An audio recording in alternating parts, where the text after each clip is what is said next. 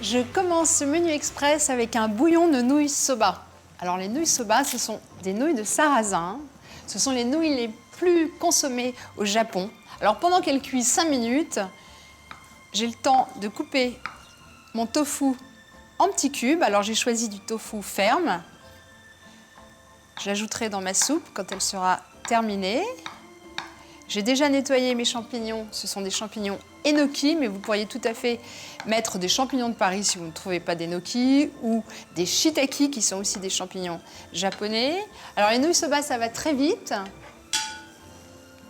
Alors les Japonais, eux, les consomment chauds, avec des lamelles de porc, ou froids en salade.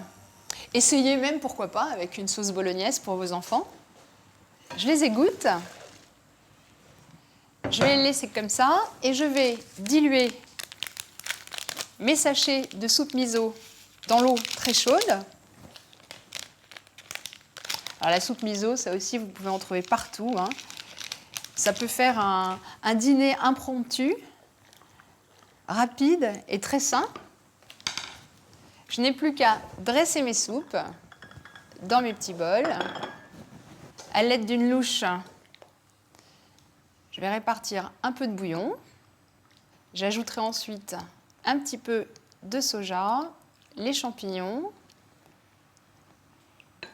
mes nouilles évidemment. Alors je mets quelques champignons, inutile de les faire cuire. Quelques cubes de tofu. Mes nouilles soba.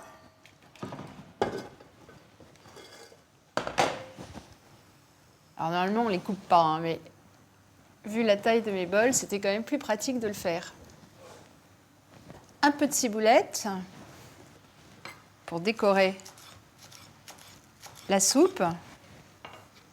Je répartis et je vous laisse découvrir la liste des ingrédients. Pour réaliser le bouillon de nouilles soba, il vous faut 6 sachets de soupe miso instantanée, 50 g de champignons enoki, 125 g de nouilles soba, 100 g de tofu ferme, 4 brins de ciboulette. Filet de poisson croustillant aux herbes et aux pommes de terre. Alors j'imagine que vous savez ce que c'est une mandoline et ça c'est un accessoire que toute femme pressée se doit d'avoir chez elle. Alors je vais émincer mes pommes de terre très finement en essayant de ne pas me couper un doigt. Et au fur et à mesure, je vais les placer sans les laver, hein. Au contraire, l'amidon qu'elles vont garder comme ça vont contribuer à les faire se coller un peu pendant la cuisson, c'est ce que je recherche. Je le fais délicatement. Alors j'ai choisi ce plat parce qu'en plus c'est très facile. Un seul plat, où vous avez la garniture et le poisson, ça veut dire aussi un seul plat nettoyé en fin de repas, et ça c'est toujours pas mal. Choisissez plutôt des pommes de terre à chair ferme, elles se tiendront mieux en cuisant. Je les ai étalées dans mon plat à gratin. Je vais ajouter du thym, une belle cuillère de thym, 2 gousses d'ail entières.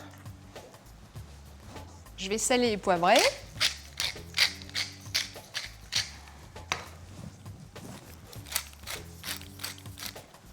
Je verse un peu d'huile d'olive.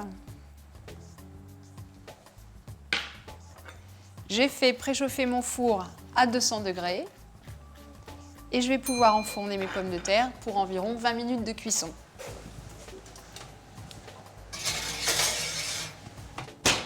Ce qui me laisse le temps de préparer ma chapelure. Je vais faire un peu de place. Alors ça tombe très bien parce qu'il me restait du pain rassis de la veille. Je vais mettre des gros cubes de pain dans mon mixeur. Alors je vais peut-être recouper un peu d'ailleurs. Je vais ajouter une gousse d'ail hachée, ce qui évite de faire des trop gros morceaux dans ma chapelure, hein, quand on la hache préalablement. J'ajoute du persil et je vais mixer.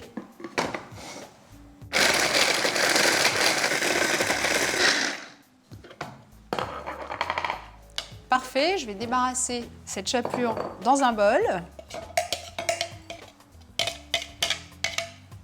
Et je vais ajouter quelques zestes de citron. Alors, citron bio, évidemment, hein. Voilà, ça va donner un parfum à cette chapelure maison. Je vais mélanger, je vais encore un petit peu poivrer et saler.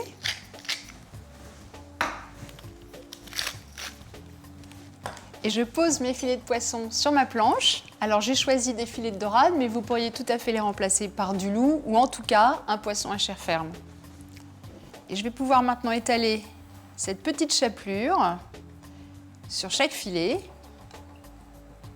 Bon, je le fais à la cuillère, mais vous pourriez tout à fait le faire avec les mains, hein.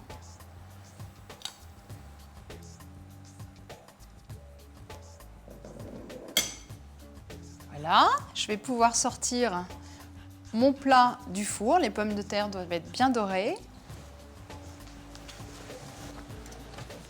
Ouais, elles sont parfaites. Je vais poser les filets de poisson sur les pommes de terre. Je vais faire ça délicatement. S'il tombe de la chapelure, c'est pas grave. Il suffira d'en rajouter.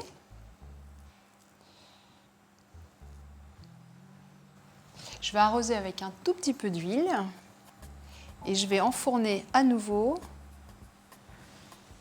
pour environ 15 minutes de cuisson.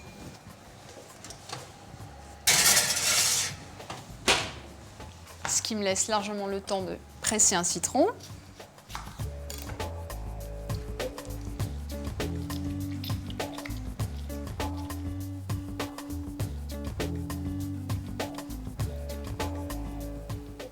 Et je vais pouvoir aller chercher mon poisson qui doit être cuit aussi.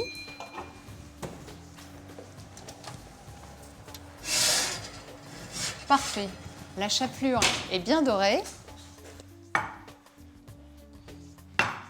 Je vais l'arroser d'un peu de citron. Ça m'a l'air très bon.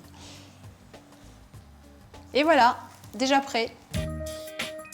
Pour préparer le filet de poisson croustillant aux herbes et aux pommes de terre, il vous faut 10 pommes de terre, 6 filets de poisson blanc, 75 g de pain de campagne rassis, une gousse d'ail épluchée, 2 gousses d'ail en chemise, 5 brins de persil, une cuillère à soupe de thym, un citron et 10 centilitres d'huile d'olive. Ananas caramélisé au vinaigre balsamique. Je commence par faire réduire mon vinaigre balsamique. Je le verse dans une casserole. Je vais fendre une gousse de vanille en deux et je vais récupérer les graines qui sont à l'intérieur. Je vais essayer de ne pas me couper.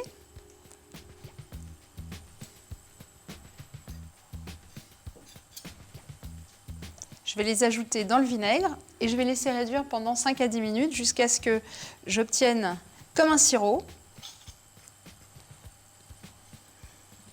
Alors, je ne mets pas la gousse, je mets juste les graines à l'intérieur.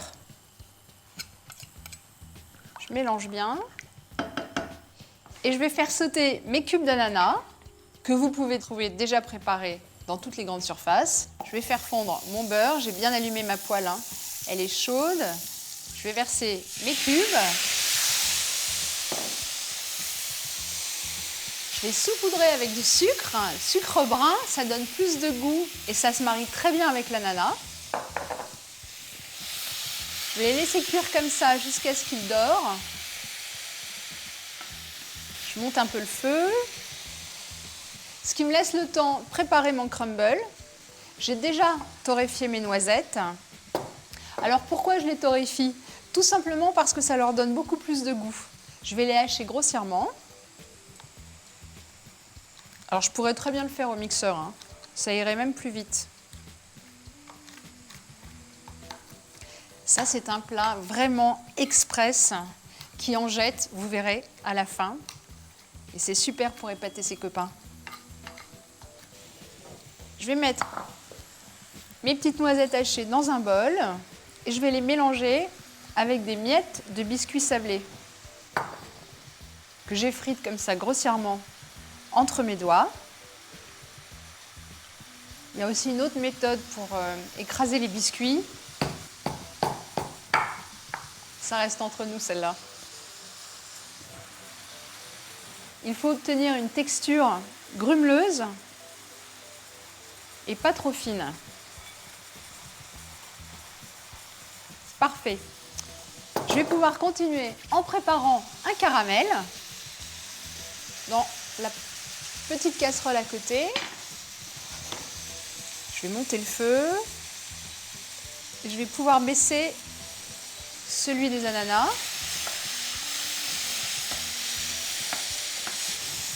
Je vais arrêter le feu sous mes cubes d'ananas parce qu'ils sont bien dorés. Je vais les laisser de côté. Mon caramel est en train de prendre une jolie couleur ambrée. Il est parfait. Je vais pouvoir y verser le vinaigre balsamique.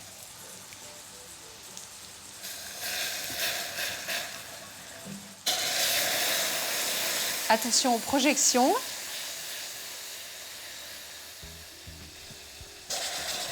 Je verse le vinaigre petit à petit.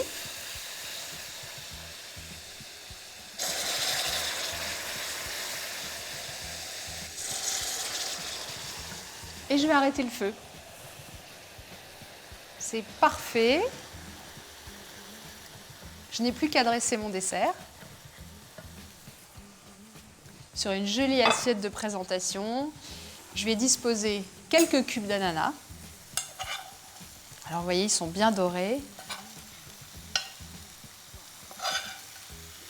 Alors vous pouvez tout à fait, pour vous avancer, déposer déjà les cubes d'ananas sur des assiettes individuelles et pourquoi pas les laisser au chaud jusqu'au moment de passer au dessert. Vous n'aurez qu'à verser le caramel au vinaigre avant de l'apporter à table.